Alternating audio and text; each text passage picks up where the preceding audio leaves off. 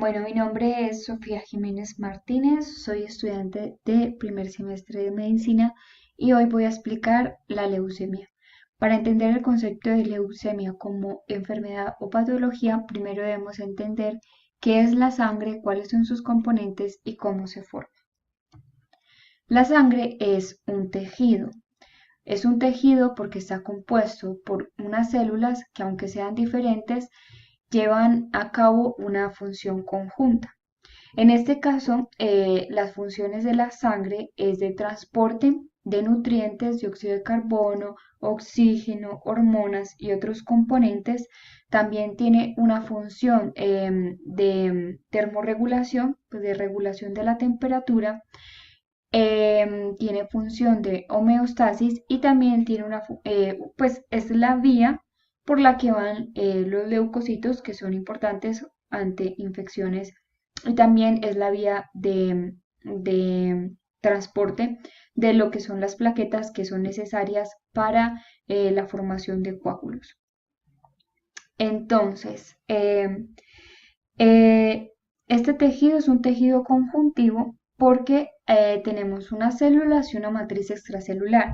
En este caso, las células es el componente forme de la sangre y la matriz extracelular tiene una cualidad y es que es líquida y se le denomina plasma. En este plasma, además de agua, encontramos unas otras sustancias como son los iones, los electrolitos. Tenemos también proteínas, gases disueltos, entre otras sustancias. Entonces, si nosotros hacemos una centrifugación, vamos a separar la sangre dependiendo de su densidad.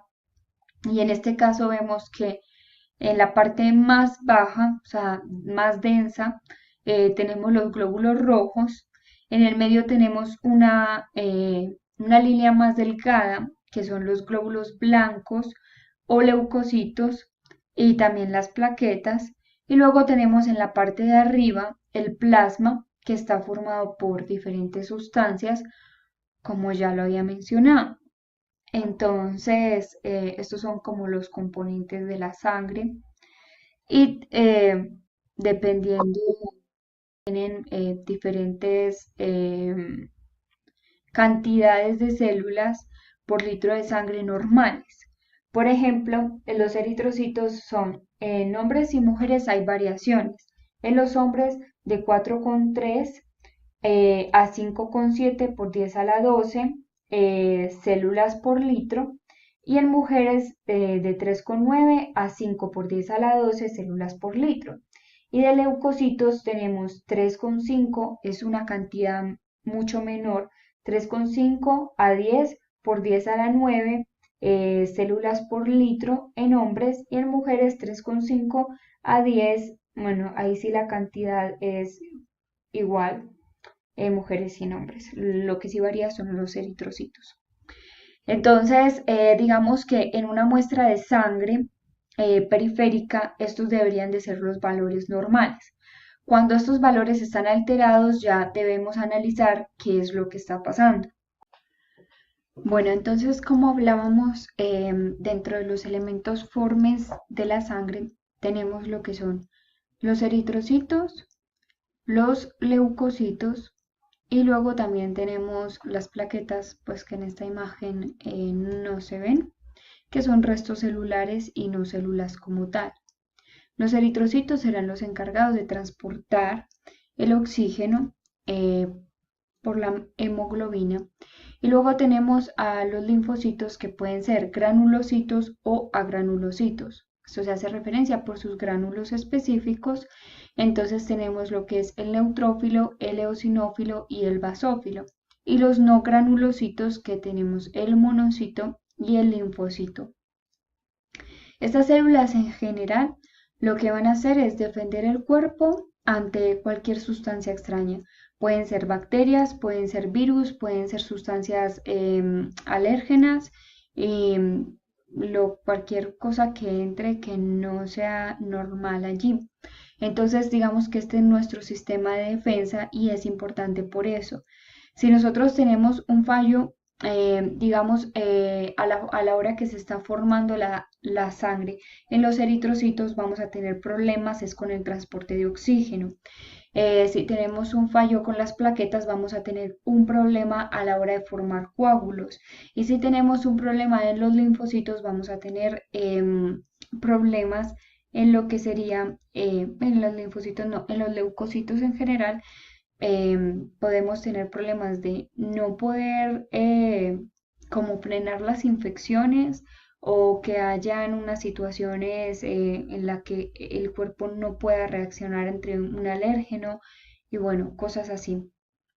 Entonces, ahora vamos a explicar lo que es la formación de la sangre y para esto debemos de explicar primero el hueso. ¿Por qué? Porque dentro de los huesos largos se encuentra lo que es el hueso esponjoso y el hueso compacto. Y en donde está el hueso esponjoso encontramos lo que es la médula ósea. La médula ósea es un tejido hematopoyético o tejido mieloide, se le puede llamar. Y para entender cómo la formación de las células debemos de entender la estructura de la médula. La médula está compuesta por una vena y una arteria, unos sinusoides y unos capilares.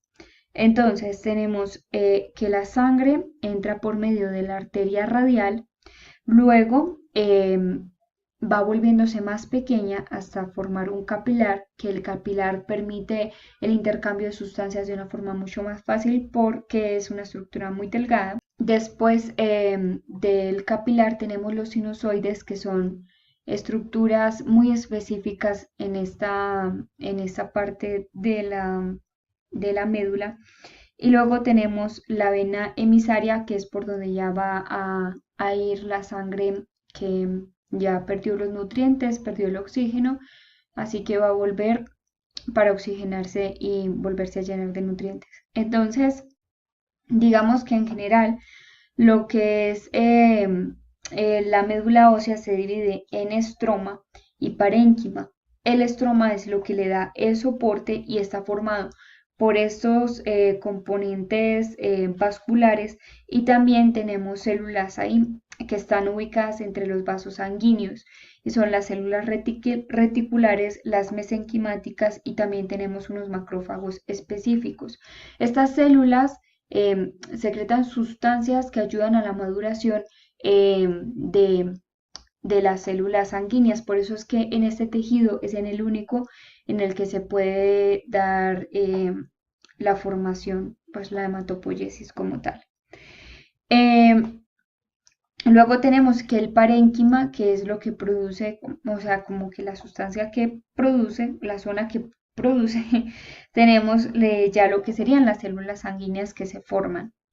Entonces, aquí tenemos un esquema que explica pues que de una célula madre hematopoyética pluripotencial, o sea, primero tenemos una célula madre, luego una célula madre hematopoyética pluripotencial y luego tenemos lo que es el progenitor linfoide común o el progenitor mieloide común.